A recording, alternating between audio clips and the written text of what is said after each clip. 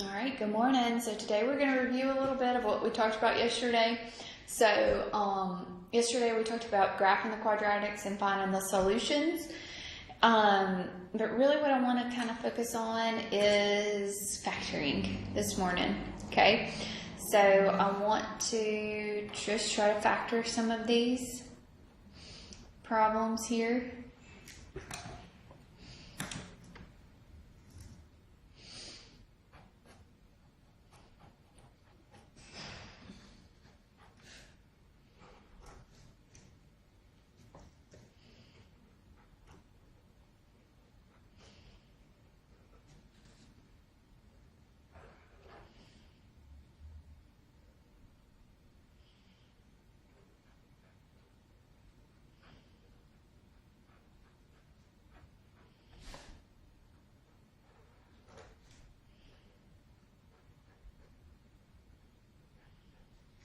Alright, so you'll try to factor these four for me.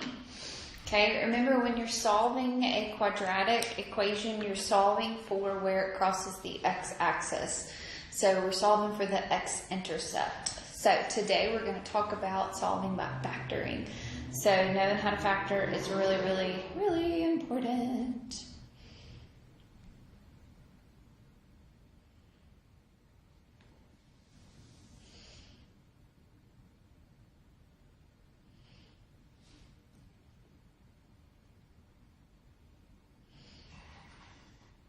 Okay, so let's look at these. So I've got x squared plus 10x plus a 24. So there's no greatest common factor, so you're going to ask yourself what multiplies together to give you 24 and adds together to give you a 10. So that's going to be what, 6 times 4? Because 6 plus a 4 adds together to give you a 10. So this is going to factor to x plus 6 times x plus 4. Okay, what about this one? I've got a 3x squared minus 3x minus a 36. That one does have a greatest common factor. I can take a 3 out of there. So I'm going to have x squared minus an x minus a 12. But can I keep going? This is a trinomial inside here, so does something multiply together to give me a 12 and at the same time add together to give me a negative 1? And that's what? Negative 4 times 3? Okay. So this will be x minus 4 times an x plus a 3. But what did you factor out in the very beginning? So you're going to bring it down and put it on the outside. So there are your 3 factors there. Okay? All right, what about this one? Is there a greatest common factor between 9, 24, and 7? No. So I'm going to say 9 times 7. So I'm going to have x squared plus a 24x plus a 63. So I've got to figure out something that multiplies together to give me a 63 and at the same time adds together to give me a 24. So what does that? Okay, so what, 21 times 3 gives me a 63. 21 plus a 3 adds together to give you a 24. So this is going to factor to x plus 21 times x plus a 3. Okay, we're not done. We are not done because what did we do in the very beginning for this one? It's different than these two right here. These two, we didn't have a number in front of our x squared. So this one, we're going to divide each term by a 3. So 21 over 9, that can reduce. 3 goes into both of those. So this will be 7 over a 3. 3 over 9, 3 goes into both of those, 1/3. So we're left with a 3. So we're going to bring those 3's to the front. So this will be 3x plus a 7 times 3x plus a 1.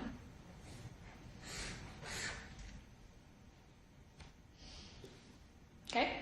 And this one here, I've got 64x squared minus a 1. So 64x squared minus a 1. Is there a greatest common factor? There's no greatest common factor. I have two terms. And there's a minus sign in the middle, which is good. 64x squared is 8x times 8x, and 1 is 1 times 1. So this can factor to 8x minus 1 times 8x plus a 1.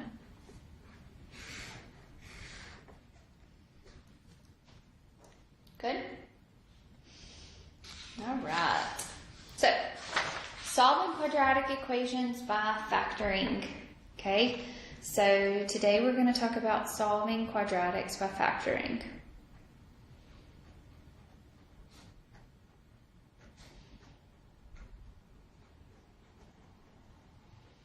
Okay? So, we have a property. It's called the zero product property. But to be able to use the zero product property, the first thing that I have to do is I have to get everything to one side. So, get all terms to one side.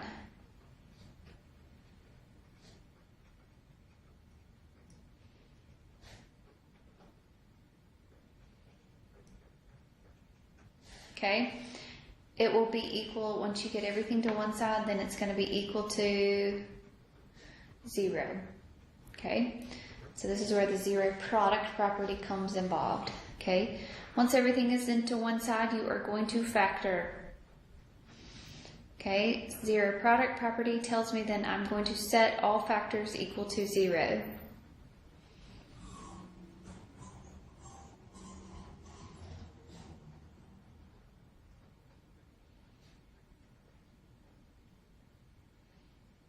And solve.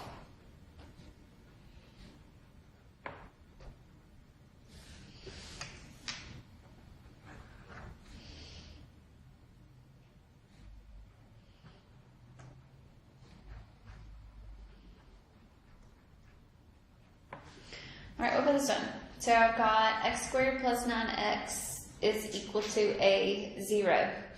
So is there a greatest common factor between x squared and a 9x? And there is. You can factor out an x. There's a greatest common factor of an x. So then you'll be left with x plus a 9. Okay, it's equal to 0. You factored, so now you're going to set each factor equal to 0. And each factor is where there is that multiplication. So you find that multiplication and you split it up. So everything that's in between those multiplications, you're going to set equal to 0. So x is going to be equal to 0. You can't do anything there, but then this is x is going to be equal to a negative 9. So your x-intercepts are going to be negative 9 and 0.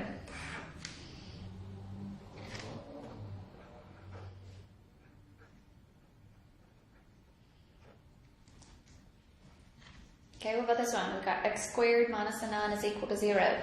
It's already equal to 0, so now I need to try to factor it. X squared minus 9 is equal to 0.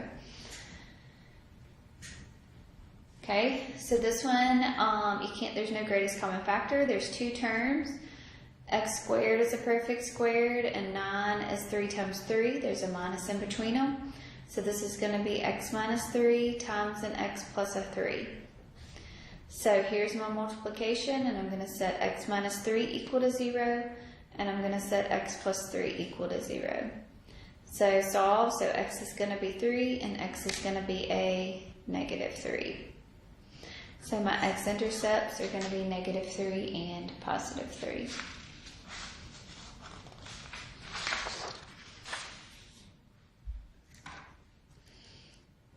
So, basically, if you can factor, you can do this. Okay? So solve x squared minus a 10x plus a 21. So all these so far are already equal to 0. So y'all try to do this one for me.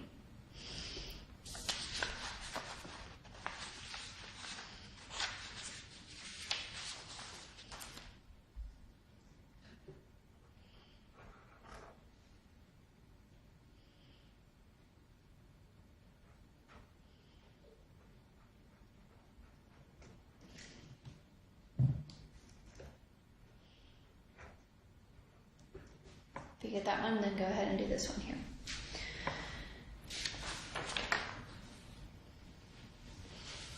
Okay, so I've got x squared minus a 10x plus a 21 is equal to a 0.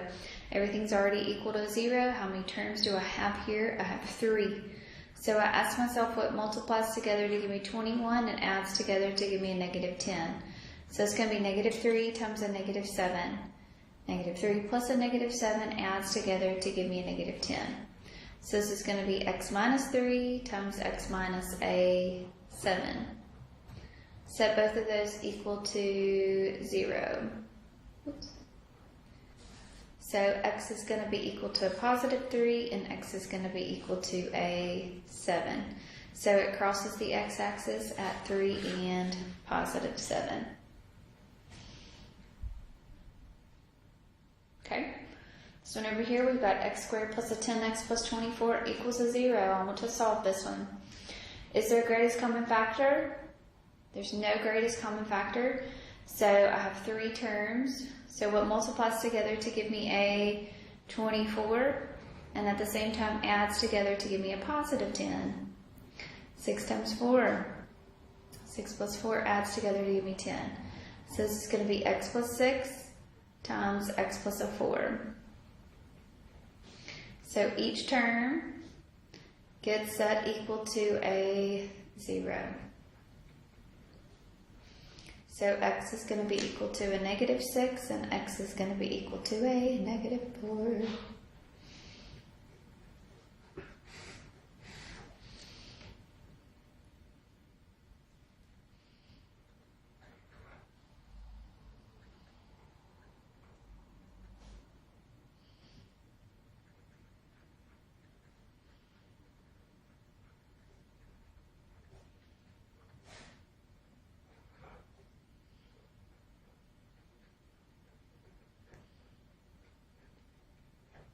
Alright, y'all do these two for me.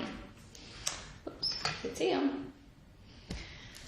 So that says 3x squared minus a 13x minus a 30 is equal to 0. And 6x squared plus a 5x minus a 4 is equal to a 0.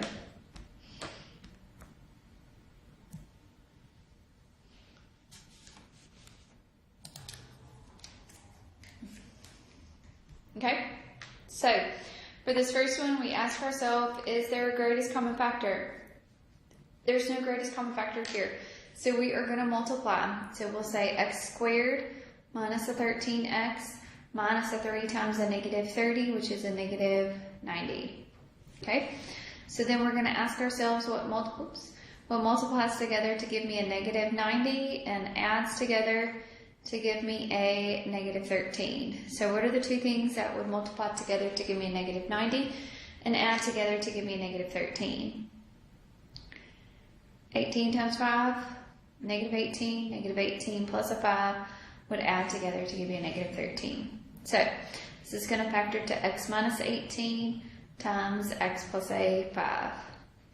But that's not what you started with. You have that 3 on the outside, so you're going to have to divide each one of these terms by a 3.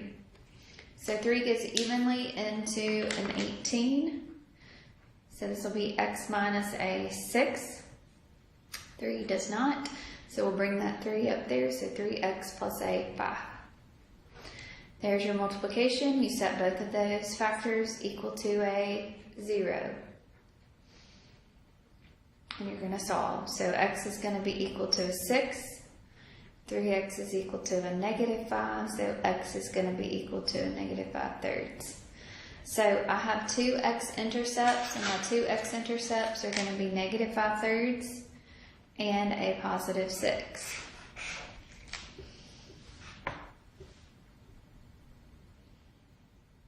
Okay?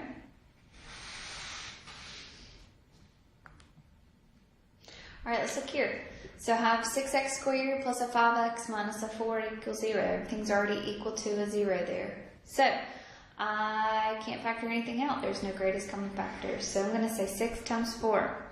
So I'm going to have x squared plus a 5x minus a 24 is equal to a 0. So I have to figure out what multiplies together to give me a negative 24 and at the same time adds together to give me an 8. A 5. So what is that? So 8 times negative 3 multiplies together to give you negative 24, and 8 minus a 3 adds together to give you a 5. Okay, so one of my terms will be x plus an 8, and the other one will be x minus a 3. But that's not what you began with, so you need to divide each one of those terms by a 6. If you do not divide by a 6 here, you are not going to It's not going to give you what you started with if you tried to multiply these together. So what multiplies, 8 over 6? 2 can go into both of those, so that'll be a 4/3. Over here, 3 can go into both of those, so that'll be a 1/2. So you can then bring those back up. So we'll have 3x plus a 4 times a 2x minus a 1.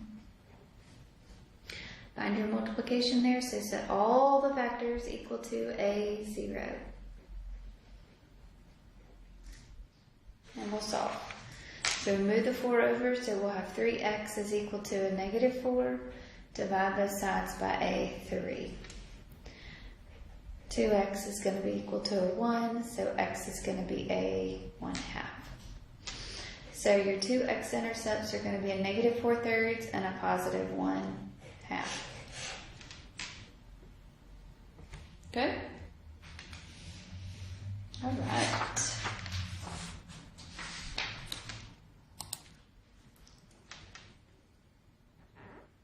Okay, so what about these if I wanted to solve? These two right here are not equal to a 0, so I'm not going to be able to do much with these two, okay, until I get everything to one side. So what that means is I'm going to subtract my 1, and I can subtract it with that 60, okay, or that 61 there, so it's going to become x squared plus a 60 is equal to a -17x. Well, then I need to move what? This positive, I'm going to make it positive. And where is it going to go right here? I've got x squared plus a 60. Okay, remember it's got to be in descending order. So it's going to go in between this x squared and that 60 right here. So I'm going to put it in between here. Can't combine it with either of those, but it is going to go in between. So I'm going to have x squared plus a 17x plus a 60 now is going to be equal to a 0. Okay?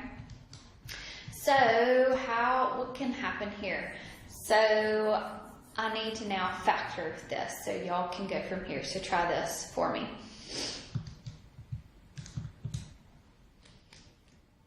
Okay? So you ask yourself what? What multiplies together to give you 60 and at the same time adds together to give you a 17? And now they're both positives. So 12 times 5 gives you a 60, and 12 plus a 5 adds together to give you a 17. So we'll have x plus 12 times x plus 5. Okay, you didn't have anything in front of that x squared, so you don't have to worry about dividing. You divide by 1, basically. Okay, so you don't have to worry about that. So now we'll have x plus 12 is equal to 0, and x plus a 5 is equal to a 0. So x will be a -12 and x will be a -5. So those will be your two answers there. Okay. All right, y'all try to do number 8 for me then.